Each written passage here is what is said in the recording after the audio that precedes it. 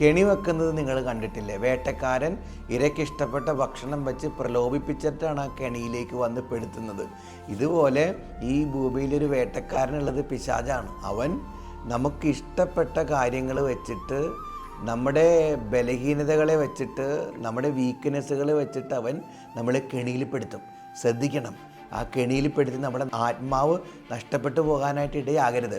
വചനം പറയുന്നുണ്ട്, ലൂക്ക 21:34-35, സുഖലോലുപത, മദ്യാസക്തി, ജീവിത വ്യഗ്രത എന്നിവയാൽ നിങ്ങളുടെ മനസ്സ് ദുർബലമാവുകയും ആ ദിവസം ഒരു കെണി പോലെ പെട്ടെന്ന് നിങ്ങളുടെ മേൽ വന്നു വീഴുകയും ചെയ്യാതിരിക്കാൻ ശ്രദ്ധിക്കുവാൻ. കെണിയിൽ പെടരുത്. ഈ ലോകത്തിൻ്റെ ഓരോ അശുദ്ധിക്കും നിങ്ങളുടെ ശരീരവും ആത്മാവും വിട്ടുകൊടുക്കരുത്. ഒരു മദ്യവും ഒരു ലഹരിയും നിങ്ങളുടെ ജീവിതത്തെയോ നിങ്ങളുടെ ശരീരത്തെയോ ആത്മാവിനെ ഒന്നും കീഴ്പ്പെടുത്തരുത്. ജീവിത വ്യഗ്രത വേണ്ട. കർത്താവിൻ്റെ വഴിയിലേക്ക് കെണിയിൽ പെടാതിരിക്കുക. ഈശോ അനുഗ്രഹിക്കട്ടെ.